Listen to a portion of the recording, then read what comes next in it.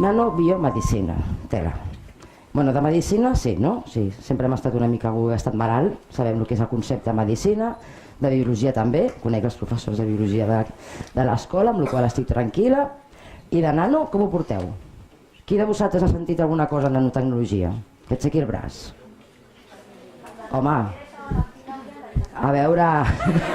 no és igual, que jo estic aquí sola, vinga va, ajuda. Qui ha sentit coses? Segur que heu sentit coses, està per tot arreu. Una per aquí, 2, 3... Vale, gràcies. Bueno. En general, nano. Si està tot arreu ara.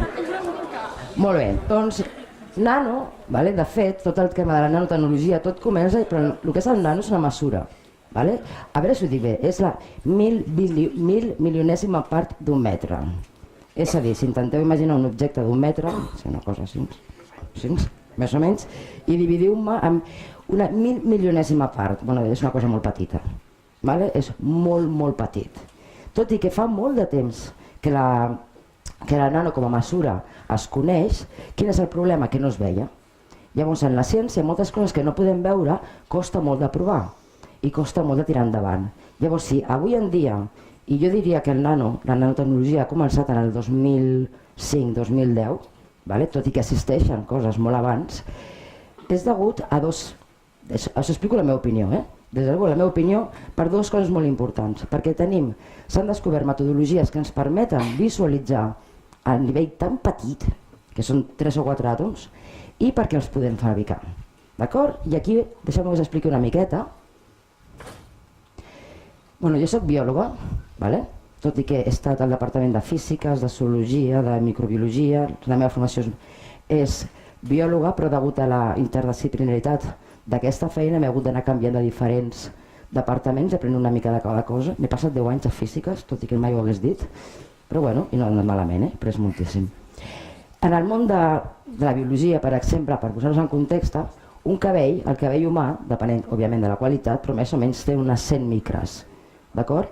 I és l'únic, és el més petit que l'ull pot veure, pot visualitzar. Tu pots veure si tens 2 pèls o tens un, però és molt finet i és molt petit. A partir de coses més petites del gruixut d'un cabell, com cèl·lules de la sang o bactèries, utilitzem els microscopis. O sigui, microscopis òptics, cap problema. Ara, quan volem veure coses més petites, ja són, per exemple, els virus, proteïnes, ADN, àtoms, glucoses, insulines, molècules molt petites que, com ja veureu, són molt importants per la medicina, hem necessitat tenir microscopies noves. Microscopies que et permetin veure a nivell nano. I a partir d'aquí, a partir de l'assistència d'aquesta microscopia, coses que sabien que existien les hem pogut veure. El microscopi més important ha sigut la microscopia de força atòmica, que no us vull dir ara com es fa, però és un dels... Potser dels que per això em vaig moure jo al departament de físiques per poder-ho fer servir, i és un dels que a mi m'ha donat potser més rellevància. No sé si podeu veure aquí, en el 1970, es veu com un garabato, això és una molècula d'ADN.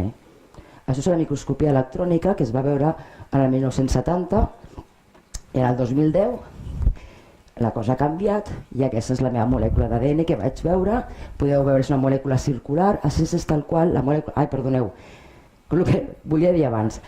Si dic coses que surten en anglès, ja em perdonareu, no és que no em surti en català, però porto tants anys a l'estranger i tants anys a l'anglès, que ara la ciència em surt en anglès, o sigui que en comptes d'ADN em surt DNA i coses d'aquestes rares, però perdoneu que no és...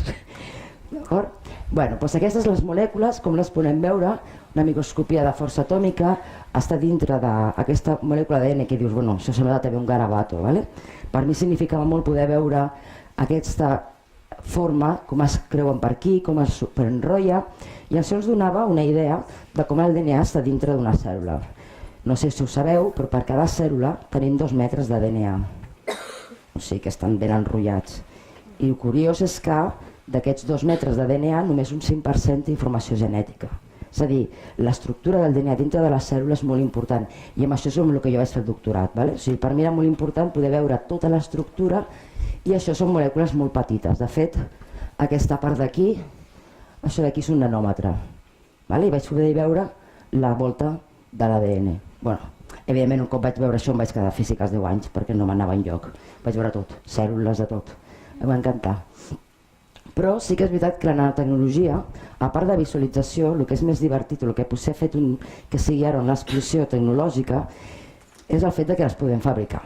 Nosaltres ara tenim protocols al laboratori que agafes estructures molt grans, les trenques, fins que tens estructures molt petites a nivell nano, que són sempre, ara des del 2013 es va definir que nano és una estructura que tingui almenys una dimensió per sota de 100 nanòmetres. Pot ser una cosa molt petita o pot ser un espagueti, però una dimensió per sota de 100 nanòmetres, d'acord?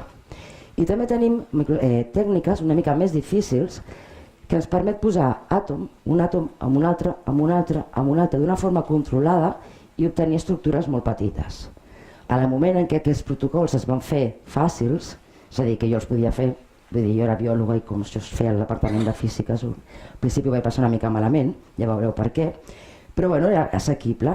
Ara, una de les coses, i aquí ve el món del nano, què va passar? Doncs tots els que fèiem nanotecnologia ens vam donar compte que les estructures en aquest nivell tenien propietats físiques, químiques, de tot, tot diferent. D'acord? No s'assemblen en res a les propietats d'un àtom i res a les propietats dels seus propis materials a nivell gran. Per exemple, aquí us he portat un, no sé si veureu perquè és molt petit. Si us imagino una cosa d'hort, quin color us ve al cap? Algú de color groc, no? Bueno, doncs us presento en estructures grogues. Són vermelles, això és l'hort. L'hort, quan és molt petit, canvia de color. I aquesta és una de les propietats que les nanopartícules tenen, canvis òptics. Això és perquè és degut, perquè són tan petites que els electrons... Sí, no us preocupeu, no són tòxics ni res, ara no ho trenqueu, Les estructures són tan petites que els electrons que estan a la superfície no estan estables, tenen molta energia. I això fa que quan arribi la llum doni una altra llum diferent. I a veure, aquesta és una de les propietats. Per exemple, aquí, encara que està més concentrat, que també passeu, això que veieu aquí, que és un color més de color bordeus, també és hort. Però quina diferència hi ha d'aquí a aquí? Toma. Aquesta diferència és que aquí, a la petitona en la que veieu, són boletes.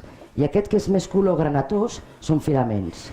És a dir, que no només tenen propietats noves, sinó que aquestes propietats canvien segons el tamany, segons la geometria, segons l'estructura, i dius, ui, mare meva, i això és l'hort. Per exemple, el coure. Saps que el coure, us imagineu aquests fils de coure que van per tot arreu, que són flexibles i tal? Doncs quan ho fem al nano és molt més fort que el diamant. Són propietats noves, tots els elements són nous i dius, mare meva, tot el que tenim aquí de nou que no sabem.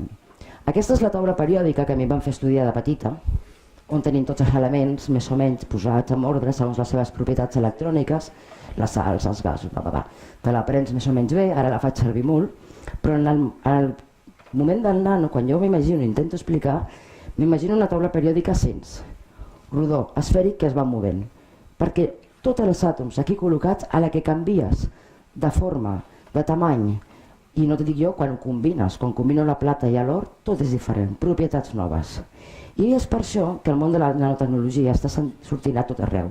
Són els nous materials, materials de minerals atòmics que ja coneixem, el liti, el sodi, el potassi, totes aquestes sals, totes aquestes que ens en recordem de memòria, quan les nanoestructures presenten propietats noves. Propietats, que aquí diré la paraula, però no m'aniré, són propietats quàntiques, d'acord? I gràcies a Déu que estava un departament de físiques, perquè si no, no hagués entès mai el que estava parlant. Però bueno, deixa'm posar uns exemples. Heu sentit parlar del grafeno? Sí, no? Més o menys. Bueno, doncs el grafeno ve del grafit, sí, ve del grafit, i això va ser, que jo què dius, si ho hagués pensat abans, un senyor va agafar la pedra del grafit, va posar un celo, va treure i va veure que tenia una capa simple de grafeno i li van donar el Premi Nobel.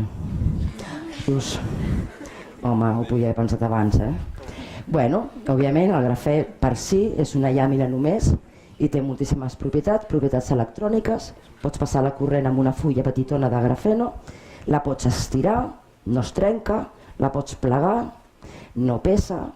O sigui, totes aquestes propietats venen d'una estructura del grafè que no deixa de ser carboni estructurat.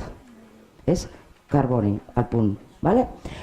Òbviament, un cop es va descobrir el grafeno, es va descobrir que podies fer tubs de carboni, és a dir, si tu tens una fulla, la doblegues i tens un tubo, i això són els nanotubos de carbono, que no sé si algú ha sentit a parlar, però bueno, en sentireu, perquè Déu-n'hi-do. També igualment es pot posar com a transmissors, passant la corrent.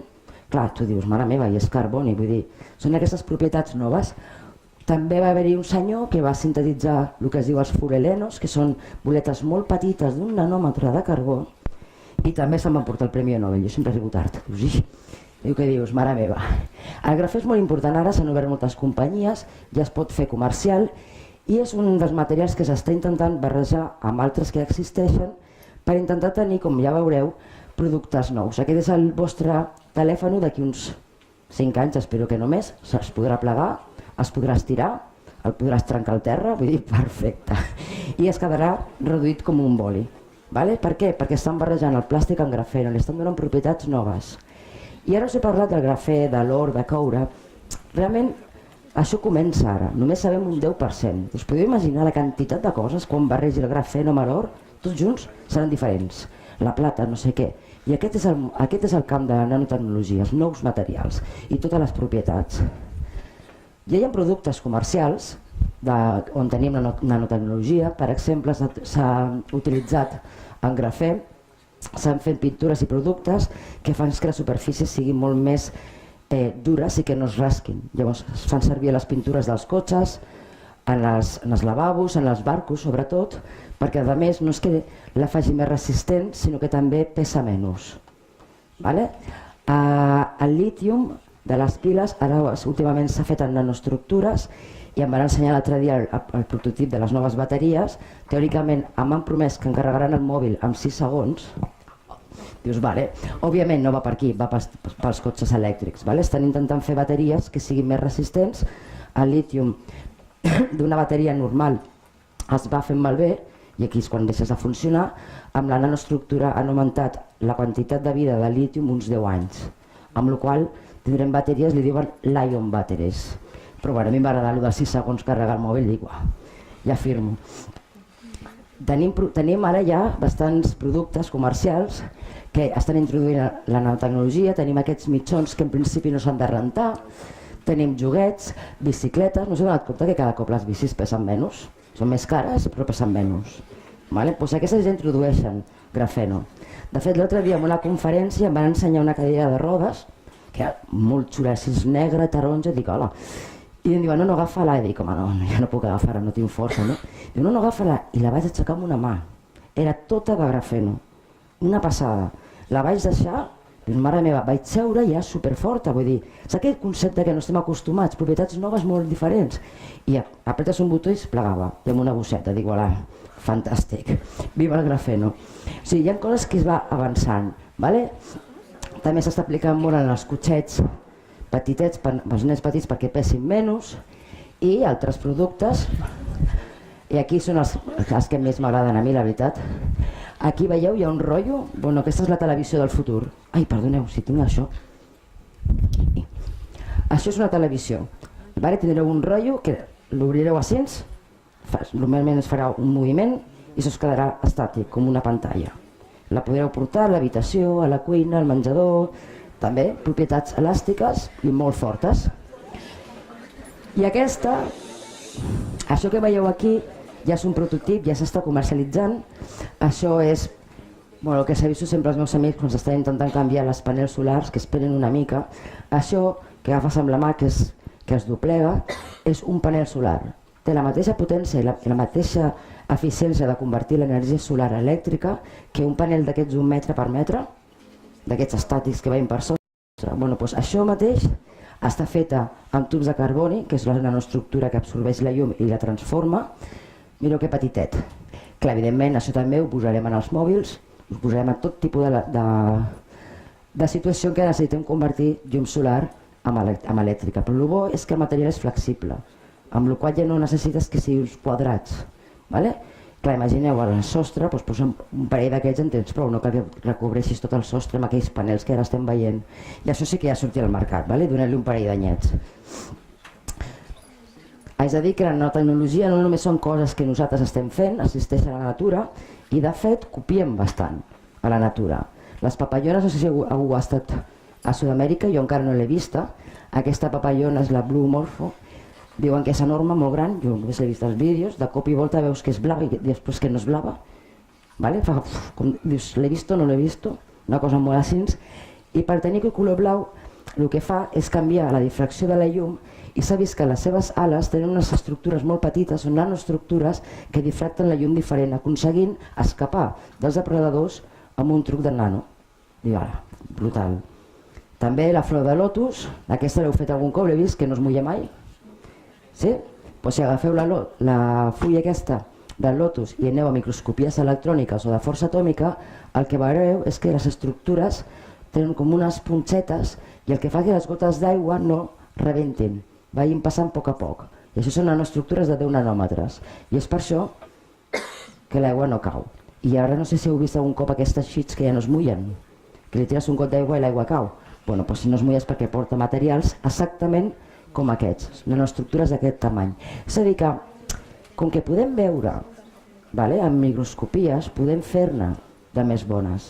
I la natura està plena de casos de nano, és a dir, no ens ho hem inventat, d'acord? És un estat de la matèria que existia des de fa molt de temps, però clar, a no poder-lo veure no en teníem res. Llavors, jo què faig? Doncs jo em dedico a agafar, a estudiar aquests materials. Primer penso quin d'ells, perquè si no em tornaria boja, que és el que vull, i aplico aquestes propietats en el camp de la medicina. Sobretot en camps i en projectes de medicina, que ja porto temps estudiant, i que crec que la solució que tenim amb els processos que tenim ara és quasi impossible. Diu, poder és possible que la nanotecnologia i aquestes noves propietats ben pensades puguin actuar a la medicina i a la salut. I ara us presentaré una mica el global. Quina mania d'anar caminant. A veure, perdoneu, està en anglès aquesta, canviada. A veure, hi ha 4 blocs, passaré ràpid, no us preocupeu. 4 blocs on la nanotecnologia està treballant amb la medicina. El primer bloc són els nanosensors, ara us explicaré, per diagnòstic, el drug deliveries, o sigui, portar drogues a un lloc especial, s'utilitza nanotecnologia per a la medicina regenerativa i sobretot per instruments mèdics. Deixem ara posar una foto de cada cosa. Sensors. Va començar amb el tema dels mòbils. Jo he portat, no porteu d'aquests rellotges, jo he portat un exacte, he portat un fa un any, m'he flipat, t'ho diu tot, ho va dient tot, va fent sensors, la temperatura, tal i qual. Llavors estem treballant molt i molt amb aquesta gent per tal de tenir en el rellotge sensors de la teva temperatura que possiblement t'estigui indicant si tens febre, no tens febre, de la quantitat d'oxigen, si has de relaxar-te, no relaxar-te, home, òbviament, per exemple, en el cas més important és els diabètics, la insulina, si s'han de posar insulina o no. És a dir, sensors, però volem anar més enllà. Ja no volem rellotges, el que volem és això. Veieu alguna cosa aquí? És un parxe transparent molt petit i això és com un laboratori mèdic. El que porta dintre són els microfluídics, són canals on es poden fer aproximadament en aquest uns 70 reaccions en el moment. Et diuen exactament el sucre, la temperatura, la pressió arterial. Clar, quan estem sans i som joves però no ens importa, però la gent gran que s'ha d'anar monitoritzant cada 2x3, això és molt important. També, per exemple, vaig acceptar de portar-ne un en el proper viatge que faci, on m'haig de vacunar, veure si les vacunes t'estan reaccionant bé, si no reacciones bé. És a dir, el poder tenir un doctor petitet farà que moltes coses siguin més fàcils. Imagineu-vos també, en molts llocs, aquí si esteu malalts, l'hospital el teniu a prop. Però si ja heu viatjat fora, heu vist el món una miqueta, hi ha llocs on per anar a l'hospital pots arribar a tenir inclús un dia de viatge. Si podem tenir una manera d'ajuntar digitalment el pacient amb el metge a través d'aquests diagnòstics, això ens ajudarà molt a prevenir les malalties. Sí? Teniu preguntes?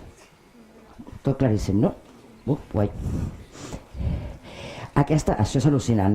Aquest és el primer robot, aquest ja el tenim, és un robot, veieu, amb els braços i tal. Els metges fent pràctiques per operar, veieu que opera amb un monitor I aquí està el cos, bueno, a veure, en aquest cos és un tros de plàstic, vull dir, està en prova, i aquí tots els tubos, això ja és la robòtica, això existeix, i els nanotecnòlegs que estem fent? Bueno, doncs estem fent, com podeu veure, aquí els tubos, doncs, igualment t'han de fer la cirurgia, t'han d'obrir, això és el que estem fent nosaltres, són les nanoagulles.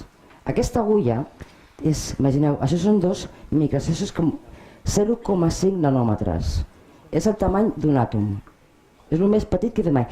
Ei, queda molt maco però es trenquen tot el rato, vull dir, no va ser gens de fàcil.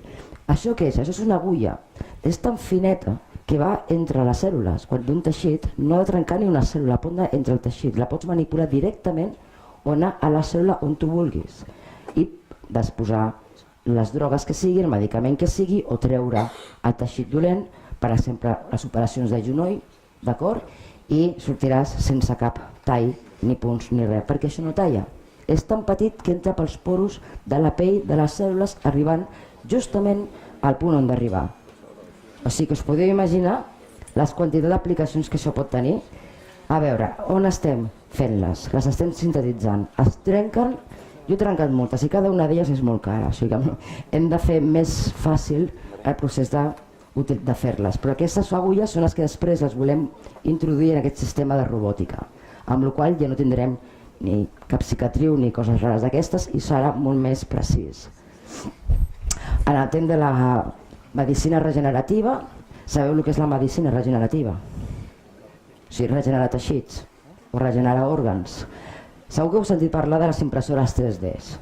Sí? Això tela.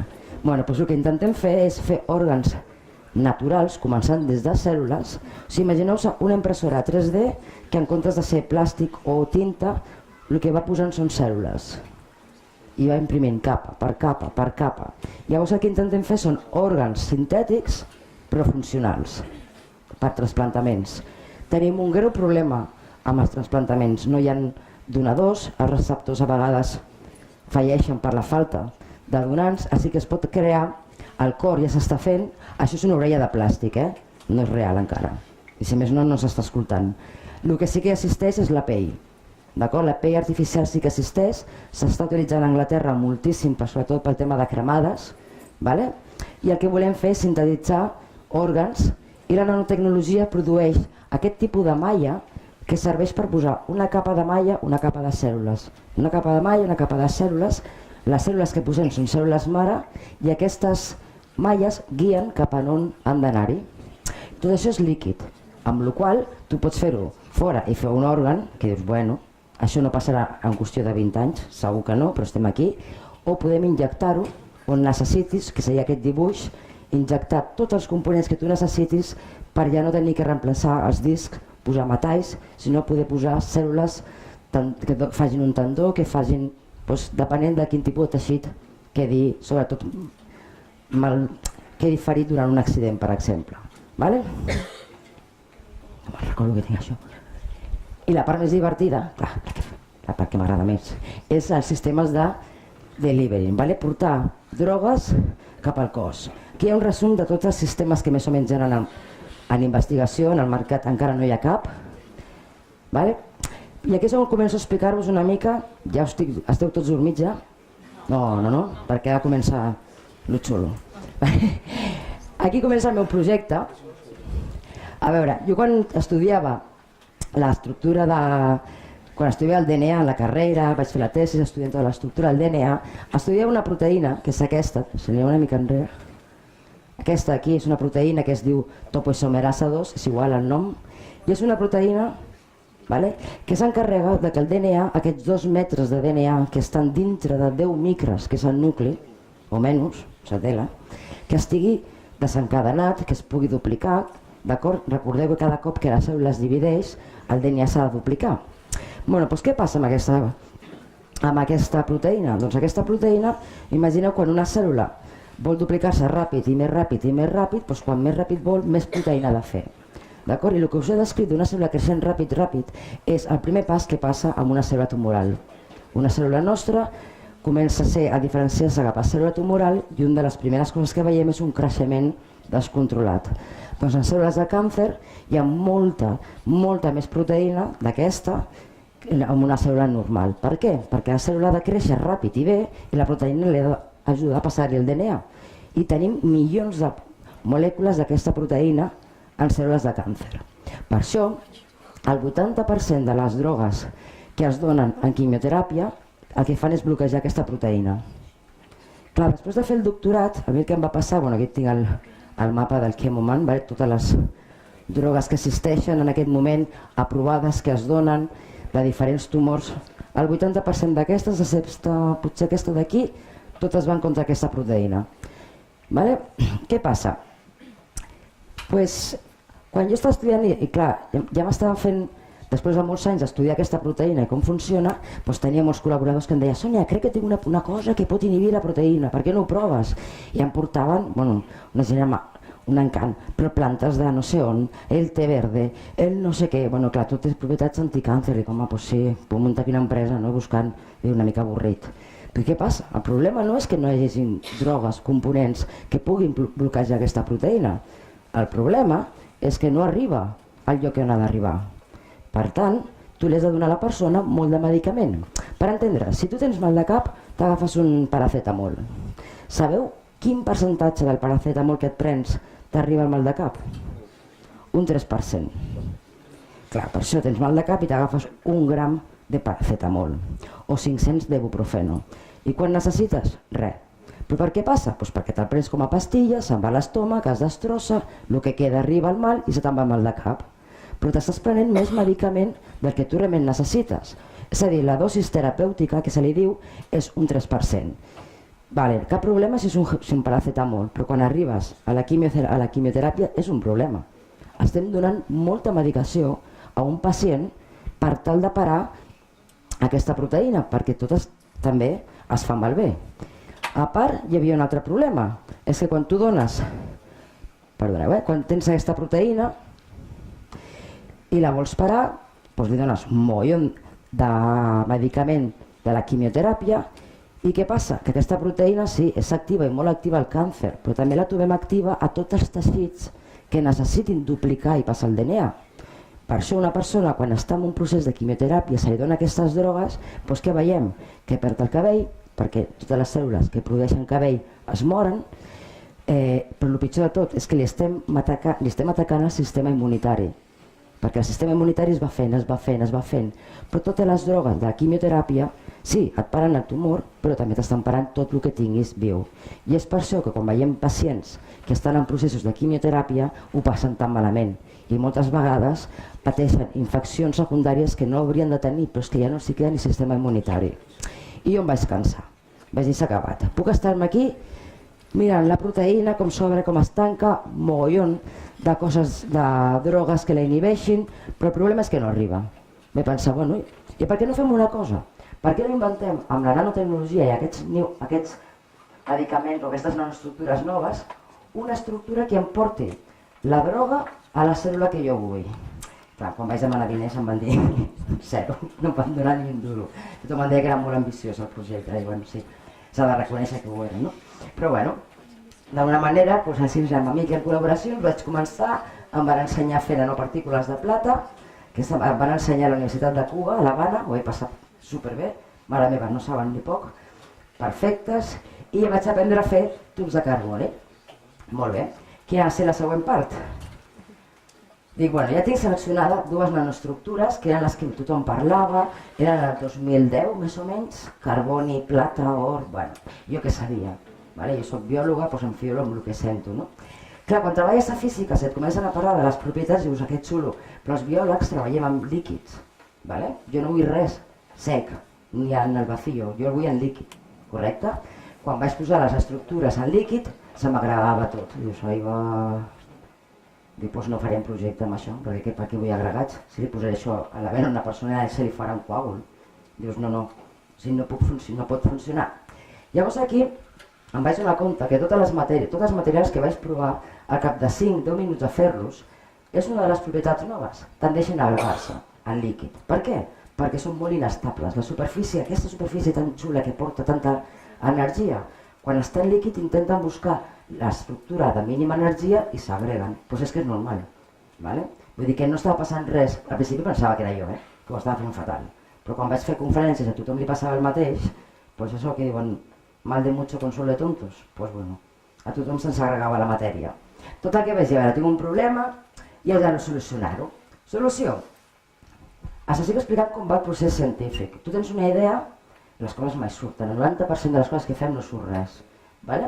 Has de desconnectar, pensar, parlar, pensar i pensar, bueno, jo en el laboratori soc capaç d'agafar una molècula de DNA, després d'estar anys i anys intentar-les mirar-les pel microscopi, vaig aprendre a obrir-les, tancar-les, és a dir, tenia molècules d'ADN i vaig aprendre a fer, de doblegar-les a cins, d'alliberar-los, i vaig pensar, bueno, si sóc capaç, a veure què tal, dic, puc fer aquesta reacció, puc agafar un cercle d'ADN i enrotllar-lo, no? Aquí podeu veure, això és un dibuix, això és una microscopia de força atòmica, les veieu sense enrotllament i amb enrotllament, i dic, bueno, doncs ho farem, però amb la presència dels tubs, per tal de posar-li una capeta d'ADN en aquesta superfície tan activa, saps com protegir-li, com si tens fred i li vols posar una manta, no? I bueno, vaig provar-lo, aquí teniu sense l'ADN, mira que monos. Tots macos, solubles, separadets, uah, quasi ploro aquell dia. Home, no va ser fàcil, Em va costar molt les condicions del que diem d'estequiometria, és a dir, quantes molècules d'ADN per molècules de tub, aquestes coses, aquí la química també em va anar molt bé, però bueno, dic, ja està. Vaig fer moltes proves, vaig veure que són estables, en diferents medis, en diferents temperatures, puc treballar fins i tot a 42 graus i és estable durant 2 anys. Cap medicament, si un medicament o alguna cosa és estable durant 2 anys, és que és estable. Normalment les coses funcionen durant mitja hora, 2 hores, in vitro, ¿vale? Diu, perfecte, bueno. I a més, el divertit és que ho vaig fer de tal manera que en qualsevol moment donat podia fer que fos reversible, que aquesta capa de DNA sortís fora. Si és que m'interessa l'estructura, aquí podeu veure, és una cosa molt fàcil, aquí el DNA que es queda i les estructures de carboni. Tot això també són microscopies de força atòmica. Vale? Per què era important? Doncs perquè aquí venia la part que mai em van donar diners al projecte, que era la part difícil. La meva idea quina era? Tenir un tub de carboni en la superfície, abans de posar el DNA, posar les drogues de quimioteràpia, les que tinc al laboratori, posar-los el DNA a sobre i que això entri dintre una cèl·lula. Les condicions de la cèl·lula són molt diferents a les que hi ha fora la cèl·lula amb un tub d'ensaig o en el cos. Aquesta diferència de condicions és el que vaig dissenyar per tal que alliberés el DNA fora. O sigui, es treu l'abric, les drogues surten i interaccionen a la cèl·lula. A res més, al lloc on jo vull. Correcte? La veritat que posar les drogues a sobre dels tubs de carboni no em va costar gaire, va ser la part més fàcil. Jo pensava que seria difícil, però s'enganxen en seguida. O sigui, tenim el tubo, les drogues i apa, el DNA. Ho poso dintre una cèl·lula i mireu què va passar. Cèl·lules normals controls de cèl·lules del càncer, vaig treballar amb cèl·lules petites de pulmó, de càncer de pulmó, i en funció del tamany, les que tenen posar tubos de 20 nanòmetres de llarg, 50 de 100, al cap de 25 hores tenia quasi bé un 100% de mortalitat. Totes mortes, cèl·lules de càncer. Dius, ostres, doncs funciona. Vaig tornar i aquí sí que em van donar diners pel projecte. Aquí ja havia provat que era viable. És a dir, tenim un sistema que porta drogues a cèl·lules, quan entra dintre, desfà i mata les cèl·lules. I res més. No hi ha res al voltant. Preguntes? No? El següent pas que vaig fer vaig dir, bueno, vale, no s'enganyo, això són cèl·lules in vitro, en plaques al laboratori. Vale? O sigui, arribar al cos humà ja seran anys i anys d'ensaios clínics, vale? Però al principi, el concepte. I una altra cosa que vaig fer, oblideu-vos d'aquesta part d'aquí, aquesta part d'aquí, li vaig posar en el DNA, abans d'enrotllar-lo, li vaig posar unes antenes i unes proteïnes. Què fa aquesta proteïna? Aquesta proteïna només reconeix les cèl·lules del càncer. És a dir, ara tenim una bestiola, vale? Un tubo, les drogues, el DNA i unes antenes que amb un cocultiu, amb cèl·lules de diferents teixits, només va específicament a les cèl·lules del càncer. D'acord? Llavors, en aquest projecte com estem ara? Bueno, doncs ja hem fet la fase 3 Ja el tenim d'aquesta manera, estem fent més experiments. També volem fer fase de diagnòstic, és a dir, posar fluorescència o radioactiu. I la fase 5 és la teragnòstic, que seria un tub que et marqués on està el tumor, perquè això en teoria tu prendràs o bé com una pastilla o amb un parche. La fluorescència serà on et detectarà on tens el tumor i et deixarà anar les drogues en el moment. I això és el que se li diu teragnòstic. Estic aquí, I tera. O sigui, això d'aquí per mi sí que és ciència-ficció. D'acord? Ara bé, vas aprenent. Anava aprenent, anava provant coses. També vaig veure que tenim aquests resultats i també vaig veure que això ho podria fer d'una manera universal. És a dir, com que depenia del DNA, podia enrotllar coses, rodones, a l'hort, tubos de carboni, com que és reversible i no depèn. Llavors el que em vaig donar compte, i aquí tinc un problema amb els editors quan envies l'article, és que el que hem generat és un enllaç diferent. A veure, tots heu fet biologia i química, no? Sabeu que hi ha enllaç o interaccions forces dèbils, com per exemple les iòniques, però són molt bones perquè són reversibles, d'acord? I també teniu els enllaços covalents, enllaços molt forts, tan forts que no hi ha manera que, a no ser que ho posis a temperatura molt elevada, que ho puguis trencar. Doncs aquest enllaç que he fet aquí és un enllaç estructural, com aquell qui diu. Té propietats molt fortes com a enllaços covalents i és reversible, d'acord? I sempre estem jugant amb aquestes dues propietats. Què vaig fer pel següent? El següent vaig dir un moment, vull agafar això i fer-ho amb partícules de plata. Per què partícules de plata? Perquè això és el que hem vist. Aquí tenim una microscopia electrònica d'una E. coli, que és el model que estudiem les bactèries. Quan aquestes nanoestructures, aquestes bactèries, les posem 2 segons en contacte amb estructures de plata, que ja ho sabem que la plata és molt tòxica, però sí, podem dirigir aquesta toxicitat cap a on vols, i aquí podeu veure una bactèria totalment destrossada, és com si li ha fet un forat i tota la part de dintre l'ha sortit. Això és el millor antibiòtic que podem tenir mai. Estem destrossant les bactèries. Estem molt lluny de tenir encara antibiòtics que te'ls puguis prendre. Tots sabeu que tenim un problema amb els antibiòtics, que s'estem transformant nosaltres, les bactèries, cada cop són resistents. I arribarà un moment en què no tindrem res.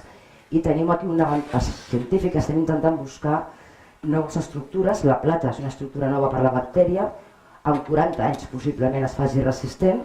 De moment encara no ho estem aplicant al cos humà, però sí que estem col·laborant amb empreses per fer filtres de purificació d'aire i d'aigua, d'acord? En nanopartícules de plata. I això sí que està funcionant. Preguntes? Mola, Però i que quan comences a fer dius, a veure, però és que m'agradaria anar una mica més enllà, no? Si aquest ADN que jo li poso, i mireu sempre que estic jugant amb ADN i amb nanopartícules o estructures, aquesta és la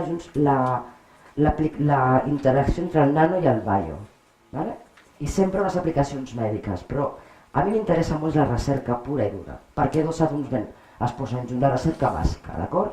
L'apliquem, però la recerca bàsica és molt important, si no, no hi ha manera d'aplicar res. Ho hem d'entendre i després aplicar-lo, d'acord? Una de les coses que vaig voler fer és dir, aquest ADN que li poso, què passa si a sobre de ser com una capa, doncs li poso un gen o alguna que tingui un contingut genètic, perquè pugui posar-ho dintre d'una cèl·lula. Quan tu penses en aquest tipus de sistemes, són els sistemes de gene delivery, que es diu, i això són cèl·lules humanes, existeixen de diferents maneres, s'utilitza això per estudiar la funció de gens, i ara sobretot sentireu a parlar molt per teràpia gènica. Un dels problemes de la teràpia gènica és com portar el gen dintre d'una cèl·lula. El que vaig posar va ser el DNA aquest cop, amb les nanoestructures tot barrejadet i ben mono, i en aquest ADN hi havia un gen que em codificava per una proteïna fluorescent. Després de 4 mesos, i condicions, aquí són fibroblastos, són cèl·lules mare, mira que mona.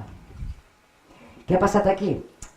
Si anem aquí, les cèl·lules, la nanoestructura amb el DNA ha anat a la membrana, ha entrat dintre les cèl·lules, s'ha anat al nucli. Sabeu que el nucli del DNA se sintetitza i dona el mRNA, que se'n va al citoplasma, que es tradueix i fa una proteïna fluorescent. Mira, jo quan vaig veure fluorescent dic, esto és un milagro. Diu, Déu-n'hi-do la quantitat de coses que ha de fer això, però bueno, aquí només veiem una, de fet aquell dia només vaig tenir una, una és un resultat positiu però no et serveix de res, ara ja tenim 3.000, 4.000, però clar, has d'anar posant a punt totes les molècules. I una cosa que a mi m'interessava, per què faig això no només per estudiar la funció dels gens, sinó pas la teràpia gènica. Malalties gèniques que són degudes a la deficiència o a un gen que no es produeix. I en això vaig posar-me en contacte amb una amiga, que és la meva professora de carrera aquí a Barcelona, i de fet per això estic aquí, ara estic 3 mesos a la Universitat de Barcelona fent aquest projecte, on ella estudia, heu sentit parlar de retinitis pigmentosa? Bueno, doncs si no heu sentit parlar és que no esteu bé. És una d'aquestes malalties rares, com que queda rares vol dir que té una incidència molt petita en la població, llavors tampoc hi ha molts medicaments perquè tampoc interessa gaire, d'acord? Però sí són malalties que quan te toca a tu és molt important i són les malalties que depenen d'un gen o dos gens. En el cas de la retinitis pigmentosa és un gen que es diu CERCA-L.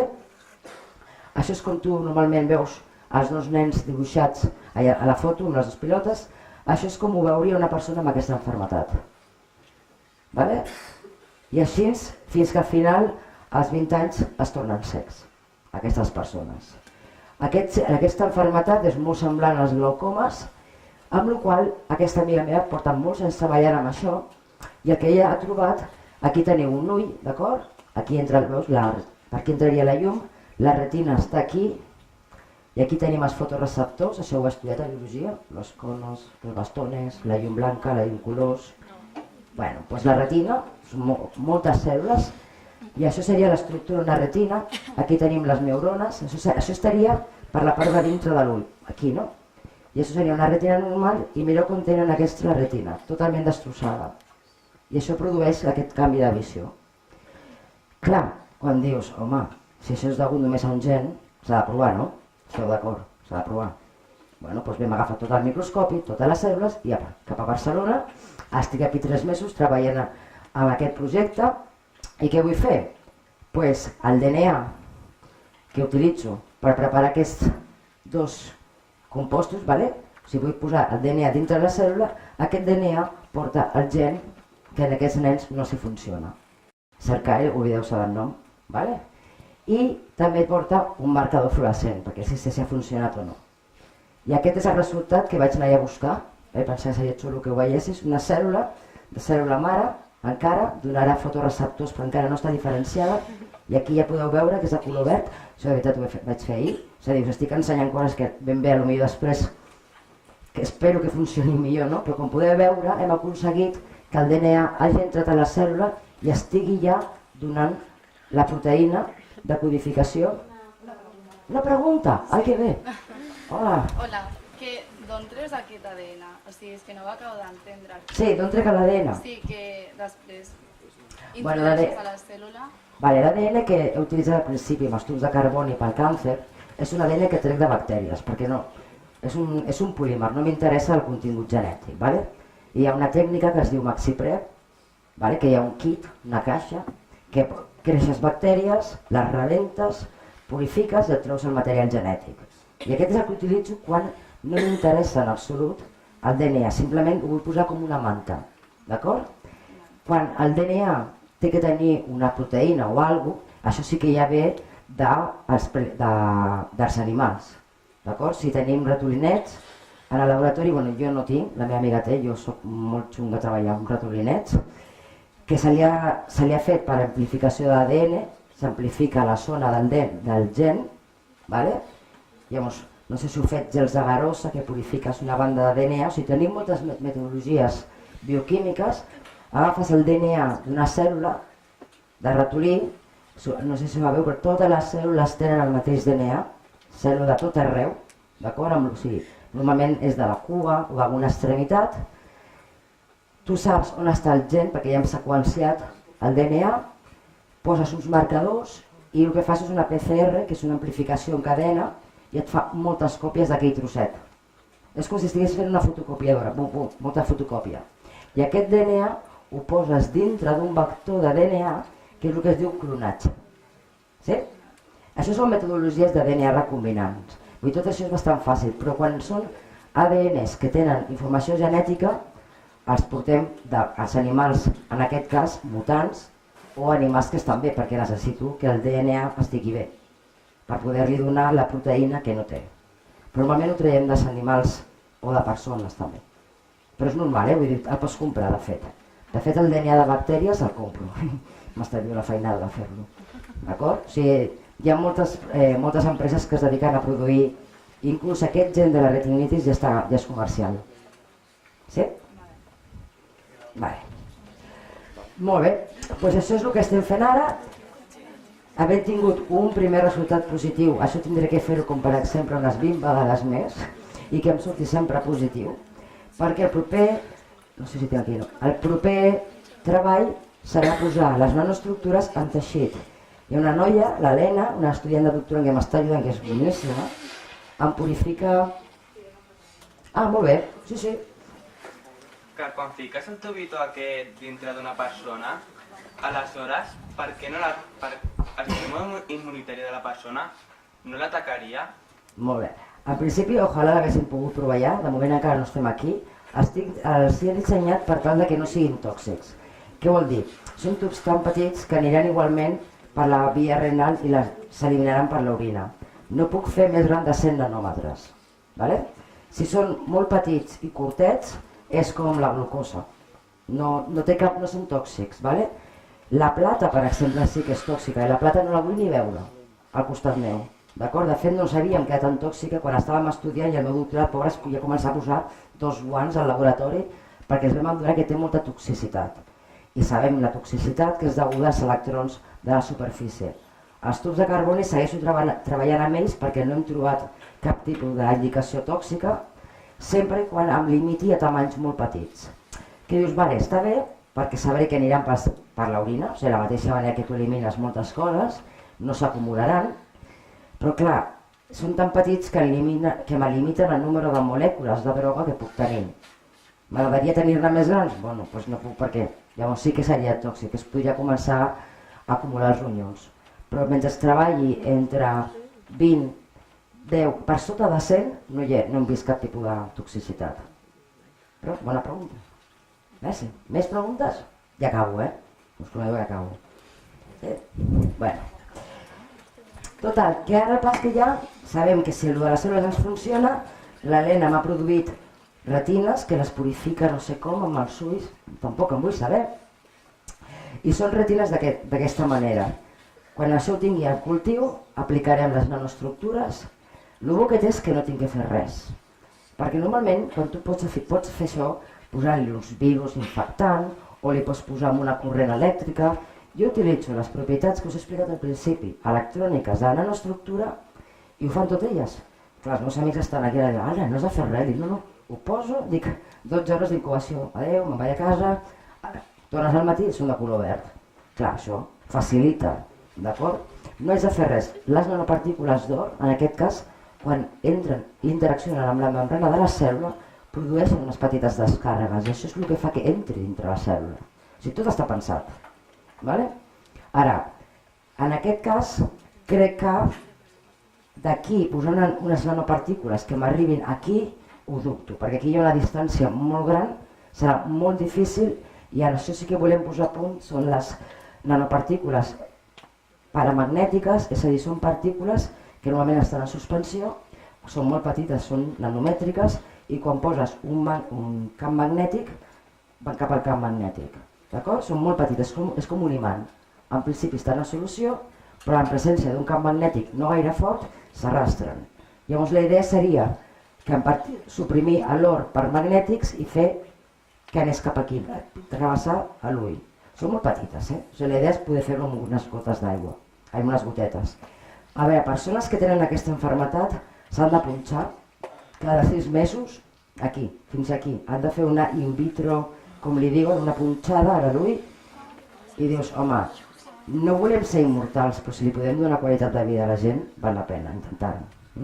Però bueno, tot és a dir, tot i que estic molt contenta d'aquest experiment, encara queda molt, ara és aprovar-ho amb retines de teixit i després ja anirem en ratolins. Però al principi pot funcionar. I això és el que fem. Aquests són més o menys els 3 projectes que tinc ara, que tinc gent treballant, que em fa moure moltíssim, em vaig a Cuba, estic al Japó, la vida d'una científica és molt divertida, viatges molt, no hi ha 2 dies iguals, o sigui que té tela, i hi ha un que aquest encara el tinc al cap. Què és el que vull fer? Pues aprofitar aquesta cosa que he vist d'agregació de les nanopartícules, l'or que heu vist tan vermellet i tan maco, quan se m'agrega, quan no són solubles, és de color blau. I dius, ai va, molt bé, ve pensar, i si provoco aquesta agregació per la presència d'algú? I això són els nanosensors. Què estem fent? Volem produir una agregació controlada d'aquestes nanoestructures, això serà vermell, això serà blau, perquè hi ha la presència d'alguna cosa aquí. I produirà aquest agent, ja sigui una molècula, una bactèria, un virus, el que sigui, em produirà una agregació i jo veuré com un canvi de color ràpid. Què volem fer aquí? Per què volem posar això? Heu vist el que va passar amb Ebola, no? Fa molt poc temps. Hi ha moltíssimes malalties que són que s'espassa a l'home per mossegades, per infeccions, des dels animals. O sigui, animals són els vectors, per exemple l'Ebola ve d'un ratpenat, pot passar al mono, a la vaca, aquests vectors ens infecten a nosaltres, la tuberculosi és el mateix, són el que es coneixen com a malalties zoonòtiques. Aquesta paraula en català no em surt. Bueno, zo d'animal, malalties, d'acord? I la majoria d'elles, la majoria dels que coneixem, aquest és el problema.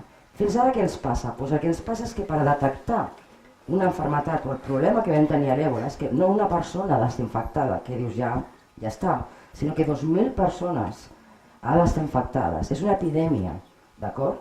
I quan hi ha tanta gent infectada és molt difícil de parar-ho. Nosaltres què volem fer? La idea és fer un sensor que es pugui ser en líquid, no que estigui fet en paper. He posat un llapis, però això serà molt més petit, però la idea és no anar a la persona i dir ui, estàs infectada, no, perquè això ja ho veus. La nano té la capacitat de produir aquesta agregació per la presència d'una molècula de bactèria o un virus al cos. És a dir, quan tu no tens ni els símptomes que estàs malalt, t'ho podem detectar. I això és el que li diuen nanodiagnòstic. O sigui, detectar la malaltia abans que tu tinguis els símptomes, abans que vagis al metge, perquè si no ja és massa tard. I ho estem fent d'una manera que es pot fer no només a la sang, sinó a l'orina. Per què? Perquè m'interessa pillar aquests bitxos, la tuberculosi, l'Ebola, el virus del SIDA, el SARS, la majoria, no en l'home, sinó en els animals. Si podem controlar on estan els animals i evitem la infecció, estarem fent una gran prevenció, més que treballar amb la persona ja infectada. Però llavors tot això de camp de la nanotecnologia per sensors és degut a que són molt sensibles. Aquí estic utilitzant un canvi de color, però puc fer propietats electròniques, de flexibilitat. Tenim uns filaments d'or molt llargs que els podem posar a l'orina i en presència d'una bactèria s'uniran i me'ls tombaran.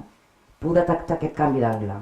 Amb una microscòpia de força atòmica es detecta aquest canvi d'angle i això detectarà la presència d'una molècula, de 2, de 3.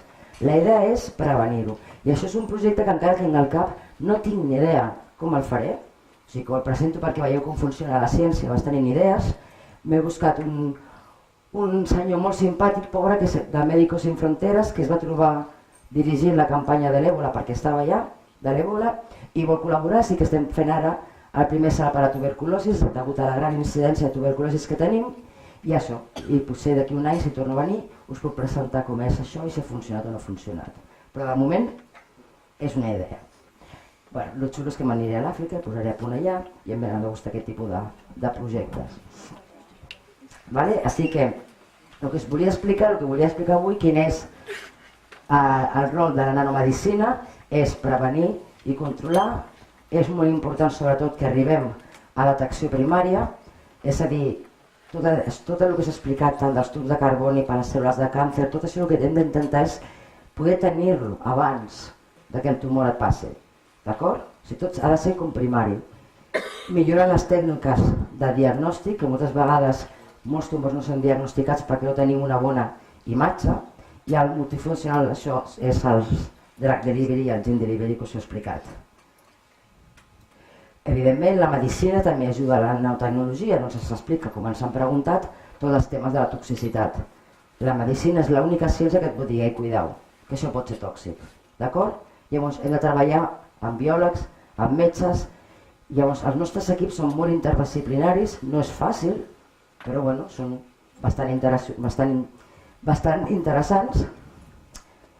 Però, a part de tot això, els científics que ens dediquem a la recerca bàsica o a la ciència, ja us he dit que la nostra vida és molt dinàmica. També hem de demanar diners al govern per als nostres projectes, perquè clar, escolti, vull fer un sensor, diran, muy bien. I com? Llavors ho has d'escriure, hem de buscar... Al principi et sembla una mica passar tot això, però després quan tu estàs davant de gent i estàs explicant les teves idees i defenent-les, doncs m'agrada. Clar, quan vaig presentar-lo del càncer em van dir no, és molt ambiciós i potser tenien raó, no? Però bueno, després va sortir i em van donar la pasta. També, últimament, parlo moltíssim amb les indústries, sobretot farmacèutiques i com per exemple L'Oreal Cosmètiques, ja que estan tots, veuen que el món del nano sí, però que encara és molt aviat, tenen productes que tenen nanotecnologia en cosmètics, o sigui que estan tots... És a dir, tota la part nano d'electrònica, perfecte, tot ja està començant a comercialitzar-se, però tot allò que va dintre del cos humà o com a crema o com a medicina trigarà, ja veureu per què. També treballo donant classes, i això és molt important, tant a indústries, sobretot a polítics, perquè polítics, els científics vivim en aquest món, d'acord? I els polítics són els que fan decisions, són els que diran si en aquest camp ens interessa o no invertir diners, o quants diners hem d'invertir en la recerca bàsica. Llavors, quan tu t'adones que molts polítics que tens a classe com a estudiants no saben el que és la ciència, dius, home, tenim un problema, d'acord? I ara, moltes vegades ens criden i treballem amb polítics. I una altra cosa que faig molt, doncs per exemple estic amb vosaltres avui, perquè m'interessa molt saber la percepció, com veieu el món de la nanotecnologia. I no ho dic per ell. Per què passa? Sempre, jo no dic que faig nanotecnologia en medicina, els meus amics, perquè em diran, i què fas? Robots que van cap a dintre, aquest àmbit, no sé què... No, jo no faig nanorobots, no crec que puguin haver-hi, no és la part de la nanomedicina, com he explicat, però hi ha molts llibres, moltes pel·lícules, que canvien una mica la percepció pública. El viaje fantàstico és un llibre dels anys 60, Michael Crichton, però el pitjor de tot va ser el 2010, quan jo començava amb les meves nanopartícules, no sé si heu vist aquesta pel·lícula, G.I. Joe. Sí. Doncs en aquesta pel·lícula les nanopartícules es diuen nanomites, són les dolentes, van al teu cervell i et canvien la personalitat. Dic, home, que m'estic aquí matant per fer les nanopartícules solubles, i em ve una pel·lícula dient que són dolentes, que et canvien la personalitat. Doncs voleu, això és molt important. La percepció que té la gent de la ciència pot fer que una tecnologia vagi endavant o no. I aquí és una cosa molt important. A veure, haig de dir que la nanotecnologia produeix llibres molt de ciència-ficció coles, però en aquest moment vaig trobar-me un aquest estiu, que no me l'he acabat, Nano. És del Robin Cook, no sé si coneixeu aquest autor. És ciència-ficció, però la respecta, la nanotecnologia. O sigui que no sempre has d'agafar llibres o no sempre cal posar la nanotecnologia ciència-ficció de fer robots, de fer-ho dolent, de fer una cosa que la gent digui, ostres, em fa molta por aquesta tecnologia, perquè mira el que he sentit aquest senyor que escriu des d'epidèmies de virus i tal, el llibre de nano la presenta com a sensors, parla de diagnòstics, i vaig llegint que encara no sé com acaba, però bueno, que m'entens que es pot fer literatura bona de ciència-ficció sense haver fet el tipus del G.I. Joe.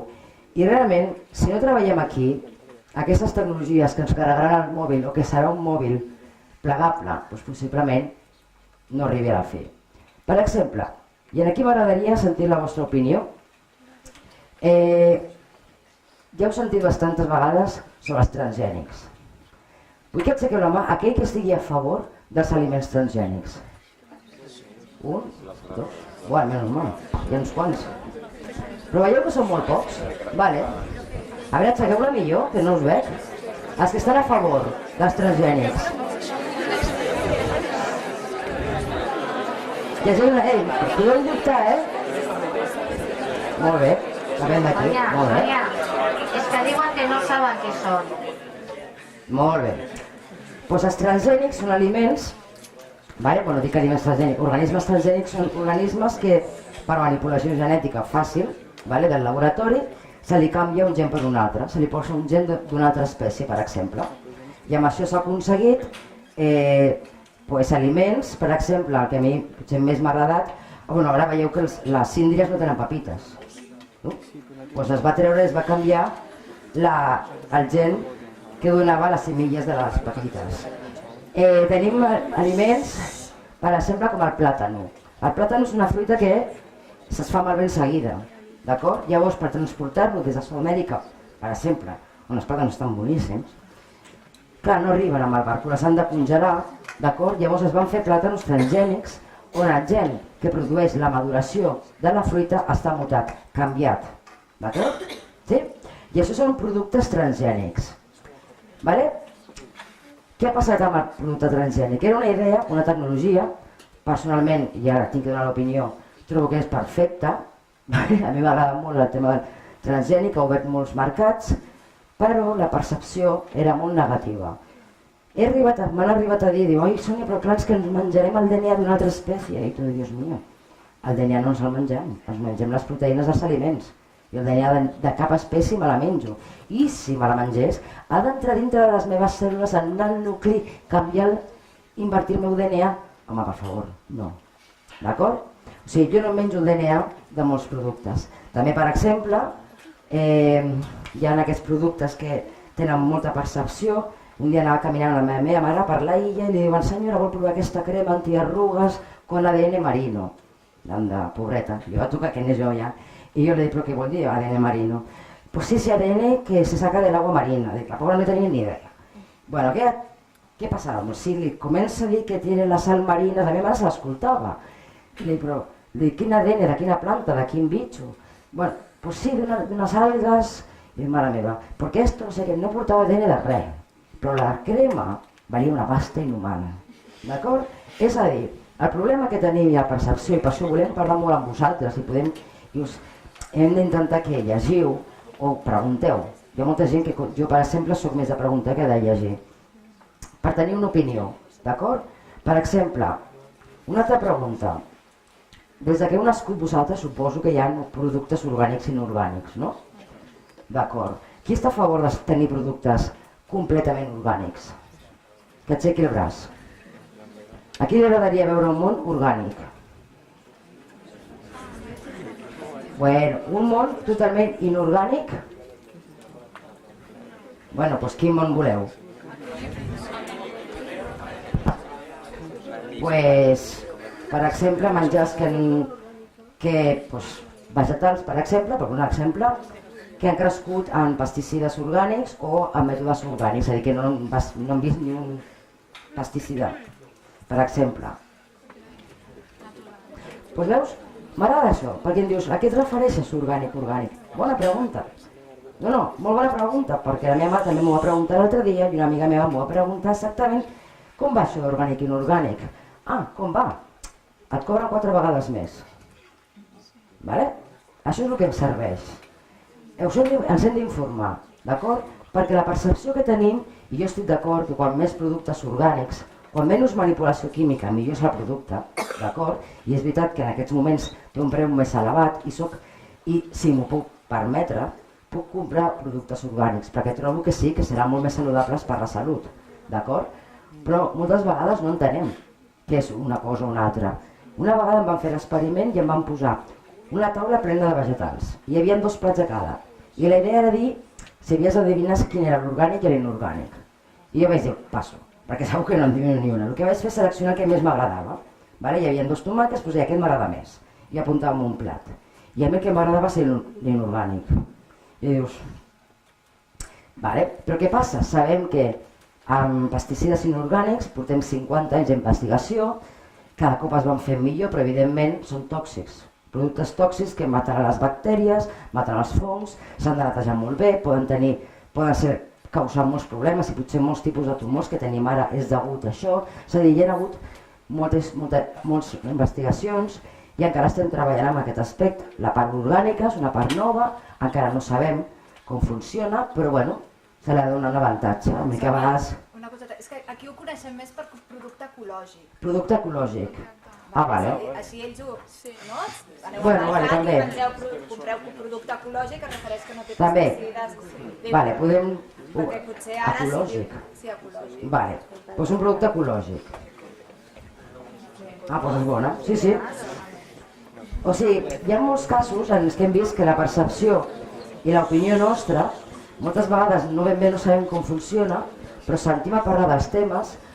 Heu sentit parlar, per exemple, del cas de fa 30 anys, va haver un article d'un doctor molt important que va dir que un tipus de vacuna produïa autisme. Heu sentit aquest cas? I durant 30 anys una certa població d'Anglaterra no es va vacunar, perquè van començar a sortir problemes de les vacunacions, a l'autisme, 35 anys per provar que aquell article era dolent, no era bo, no va ser rigorós, científicament parlant era un desastre, però hi ha hagut 30 anys, una generació i pico de gent que no està vacunada, gent que ara té problemes, perquè no és que els que no estiguin vacunats siguin més propensos a agafar infeccions, sinó que, clar, aquests ara ja tenen 30 anys, ja comencen a viatjar, són portadors d'enfermetats. És a dir, hi ha hagut en la història molts casos on no explicar bé la ciència que hi ha al darrere pot fer que la gent tingui una percepció i unes opinions que destrueixin. Jo crec que el tema dels transgènics, no sé quina és la vostra opinió, però se la van carregar. Vull dir, moltes coses transgèniques es podien haver fet que no es faran. Hi ha hagut moltes companyies que s'han... Però bueno, i aquest és una mica tot l'aspecte. I això és una mica el que us volia parlar avui. No, clar, no puc despedir-me sense presentar la gent. La petita d'aquí, tota aquesta gent que treballa en el meu grup, a la part de dalt són els meus estudiants. He tingut gent que ve des de físiques, biofísica, bioquímica. L'Aureli va venir amb mi quan tenia 17 anyets i al final el treball de final de carrera va ser ell qui va fer posar el DNA amb les boles d'or, o sigui que va començar abans inclús de la carrera. L'Adrià també tenia 18 anyets, ell va treballar amb la plata. El Robert, que ara està fent el doctorat, treballa amb els biosensors, i tota aquesta gent que veieu aquí, ja no són estudiants òbviament, ella és la Gemma amb la que treballo aquí a Barcelona, tots aquests són els meus col·laboradors aquí. Encara hi ha espai, o sigui que la cosa creixerà. Són els col·laboradors que m'ajuden perquè, evidentment, encara que a mi m'agradi anar de bioquímica, la física i tal, doncs tinc els meus límits. Per exemple, Sergi, on estàs? Aquí, és matemàtic, d'acord? I m'ajuda molt perquè jo aquí les matemàtiques potser és la part que més em costa. D'acord? I ja està, moltes gràcies. Teniu moltes preguntes?